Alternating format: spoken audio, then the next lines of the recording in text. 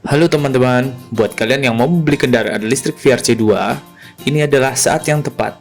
Lagi ada diskon nih, 1 juta rupiah dari harga yang tadinya 9,6 juta menjadi 8,6 juta saja. Murah bukan? Mari kita simak ulasannya.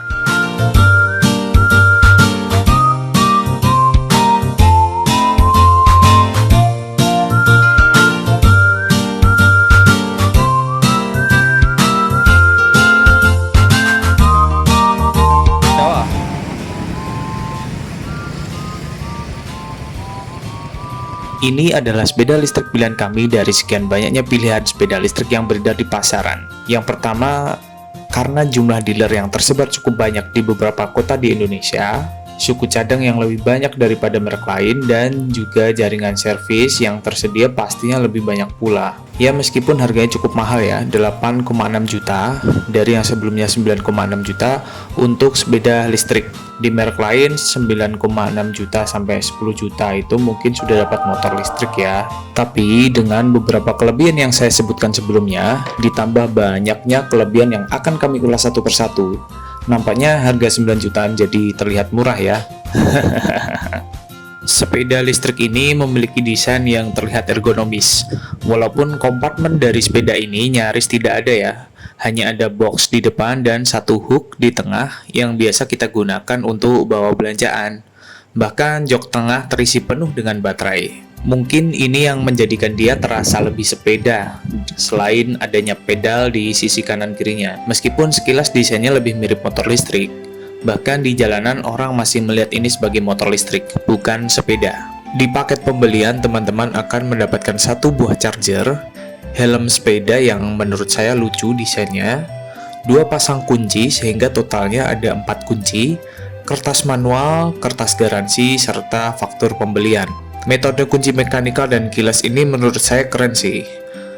Kalau kita lupa bawa atau kehilangan kunci mekanikal, masih ada kunci remote. Sebaliknya, jika lupa bawa atau kehilangan kunci remote, masih ada kunci mekanikal.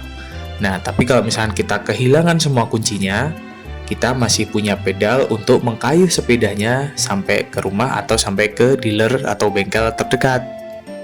Oh iya, meskipun kompartemen sepeda ini tidak banyak, namun surprisingly footrest atau pijakan kaki pengendara sepeda ini lebih luas dari motor matic bensin yang banyak beredar di pasaran. Sampai-sampai kita bisa tuh bawa 1 galon air, plus masih ada sisa buat tempat naruh kaki atau gas melon 3 kilo. Hebat bukan? Build quality dari sepeda ini terlihat dan terasa bagus. Terasa solid ketika dipegang, nggak ada yang oblak atau kendor. Bahan-bahan plastiknya juga kenceng, nggak kayak Supra Bapak yang kalau dibawa kenceng, getar bagian kepalanya. Bagian speedometernya terlihat seperti produk aftermarket ya. Bagus sih, seperti Android gitu modelnya. Tapi rasanya seperti tidak menyatu dengan desain bagian dashboard atau kepala daripada sepeda listrik ini. Dia terlihat kayak mengambang gitu.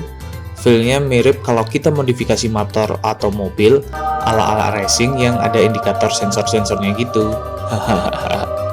Sepeda ini dilengkapi dengan lampu sen depan dan belakang, lampu rem yang menyala lebih terang ketika tuas rem ditekan, mata kucing yang menyalakan pantulan cahaya ketika terkena sinar, lampu kota dan lampu jarak jauh dengan tuas pengatur, serta rem cakram di bagian depan dan tromol di bagian belakang. Suspensi depan sepeda ini menggunakan model teleskopik seperti motor pada umumnya, dan suspensi belakang dengan dual shock, yang kata salesnya kapasitas maksimum sepeda ini ada di 120 kg. Tapi saya kira itu hanya batas aman saja ya. Nyatanya saya sendiri dengan berat 95 kg berboncengan dengan rekan saya yang beratnya 55 kg juga masih baik-baik saja. Ya walaupun jelas mempengaruhi kecepatan dan juga konsumsi baterai. Salah satu yang saya suka pada desain sepeda listrik ini yaitu lampu depannya yang full LED dan tengahnya ada LED proyektornya. Terangnya bukan main untuk ukuran sepeda. Ini adalah kondisi lampu kota saja, cukup terang. Ini karena handphone saya yang jelek ya, sehingga tidak begitu terlihat. Dan ini adalah kondisi lampu jarak jauhnya. Berbeda dengan lampu motor, dia tidak begitu jauh ke depan, namun lebar ke samping kanan dan kiri. Lebar banget. Mungkin ini pengaruh dari desainnya juga ya. Sekalian saya tes untuk kemampuannya melewati tanjakan. Dengan berat saya 95 kg dan tanjakannya sendiri cukup berat, saya kalau naik motor setidaknya harus pakai gigi 2 atau gigi 3 dengan ancang-ancang yang cukup. Sedangkan untuk tingkat kemiringannya kira-kira sekitar 15 derajat, namun tidak begitu panjang. Dan hasilnya sepeda ini mampu melewatinya dengan cukup mudah, walaupun terjadi penurunan kecepatan yang signifikan, dari 25 menuju 13. Meskipun motor ini pabrikannya ada di Indonesia, namun saya kira banyak part dari motor ini yang berasal dari Cina. Karena kalau kita lihat desainnya secara keseluruhan, ini terlihat Cina banget ya. Bahkan kalau kita lihat bagian gearnya, malah ada aksara Cinanya. Tapi untungnya spare part dari motor ini atau dari sepeda ini seperti ban tublesnya bagian depan dan belakang masih made in Indonesia. Untuk bannya sendiri memiliki ukuran 14 x 2,5 bermerek Primax Neo. Harganya cukup murah di official store-nya VR ini. Ban ini harganya hanya 105.000 saja. Khusus ban belakang saya sendiri kurang tahu, kira-kira kalau kita mau ganti ban, abang-abang tukang tebal ban gitu bisa bongkar pasang rodanya atau tidak ya? Hal lain yang saya suka dari sepeda ini adalah joknya yang empuk banget. Saya tidak bisa menyebut ini jok, ini lebih layak saya sebut sebagai sofa, saking empuknya. Busanya tebal dan empuk banget. Dia bisa membantu peredaman saat melewati jalan berlubang atau posisi tidur dengan signifikan. Kunci remote-nya juga menarik. Fungsinya terlihat seperti gimmick menurut saya, karena bagi saya lebih enak pakai kunci mekanikal dibandingkan kunci remote ini, karena harus pencet-pencet tombol di remote yang membuatnya terasa lebih ribet jika dibandingkan menggunakan kunci yang satunya. Kalau menurut saya mungkin akan lebih baik jika sistem kunci remote ini dibuat keyless seperti mobil, yang pengendaranya hanya perlu mendekatkan kuncinya lalu secara otomatis kendaraan bisa menyala atau terbuka. Hal menarik lainnya, sistem alarm di sepeda ini cukup mengejutkan. Dalam mode terkunci, jika ada gerakan sedikit saja dari sepeda ini, maka alarm akan menyala dengan sendirinya. Cara menggunakannya, kita cukup menekan tombol kunci ini ketika selesai menggunakan sepeda, dan nantinya ketika ada orang yang hendak berbuat kejahatan pada sepeda kita, secara otomatis alarm akan menyala dan menimbulkan suara. Dan perlu menekan tombol ini untuk mematikan alarm tersebut. Saya sendiri kurang tahu berapa berat pasti dari kendaraan ini. Di website resminya hanya ada dimensi panjang, lebar, dan tingginya saja. Tapi saya kira part terberat dari sepeda ini ada pada baterainya, yakni 18 kg. Sepeda ini menggunakan baterai graphene yang katanya lebih baik dibandingkan baterai lithium.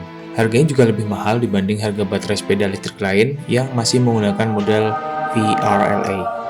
Ada saklar khusus untuk memutus aliran listrik dari sepeda listrik ini. Dan uniknya, saklar ini hanya tersedia di sepeda listrik varian C2 ini. Ini kata salesnya ya, gak tahu aslinya gimana. Saklar ini berfungsi juga ketika kita mau meninggalkan sepeda ini dalam waktu yang lama, untuk menghindari konsleting dari baterai yang tidak digunakan dalam waktu yang cukup lama. Sama seperti listrik rumah yang kalau kita tinggal berpergian, lampu-lampu bahkan meteran listriknya terkadang kita ikut matikan. Ada beberapa hal yang harus diperhatikan ketika membeli sepeda ini. Yang pertama, footstep pengguna belakang ini desainnya cukup aneh. Normalnya, footstep harusnya lipatannya dari atas ke bawah, sedangkan ini dari belakang ke depan. Banyak keluhan dari pengguna, termasuk saya, bahwa footstep ini terlipat sendiri ke belakang ketika akan digunakan. Selain itu, footstep ini juga nyangkut atau nyantol standar tengah ketika akan digunakan atau diluruskan. Harus sedikit ditekan bagian standar tengahnya supaya footstep ini bisa diluruskan dan digunakan dengan normal. Dan sedangkan footstep di sisi lainnya normal, tidak terhalang apapun, namun tetap sulit digunakan karena ketika dipijaki kaki, dia akan terdolong kembali, terlipat ke belakang dan sulit untuk digunakan atau jadi kurang nyaman digunakan. Masalah lain timbul juga ketika melewati jalanan dengan beda ketinggian atau posisi tidur yang cukup tinggi. Ada banyak kemungkinan sepeda ini nyangkut bagian standar tengah atau pedalnya. Ini adalah contoh halaman rumah saya yang memiliki beda ketinggian. Mungkin kita bisa melepas standar tengah dan pedalnya ya, tapi harus merelakan fungsinya yang lain tentunya. Ini juga satu masalah yang sedikit mengganggu walaupun masih bisa ditoleransi ya. Standar sampingnya ketika dilipat dia sulit ditemukan kembali karena adanya pedal yang terkadang posisinya mengganggu kita. Untuk ketahanan terhadap air, saya kira VR C2 ini adalah yang paling bagus di kelasnya. Untuk ukuran sepeda listrik ya, saya sempat kepo ke salesnya, katanya selama air tidak mengenai baterai dan juga soketnya, serta air tidak merendam bagian dek bawah sepeda ini masih aman untuk digunakan. VR juga mengklaim soket-soket sambungan antar kabel anti air, sehingga aman untuk dicuci maupun melewati genangan air. Di bawah jok depan juga ada karet yang nampaknya fungsinya adalah untuk mencegah air masuk ke ruang baterai ketika sepeda dicuci maupun ketika sepeda terkena hujan. Namun saran saya untuk mencuci sepeda lebih baik kita lepas baterai dahulu, lalu dipasang kembali ketika sepeda sudah kering dan sepeda siap lagi untuk digunakan. Sekian review dari kami. Jika ada yang mau sharing tentang penggunaan sepeda ini, silahkan tulis di kolom komentar ya. Selanjutnya, setelah beberapa bulan pemakaian, saya akan mereview kembali apakah ada kendala dan masalah yang timbul akibat dari pemakaian sepeda listrik ini. See you!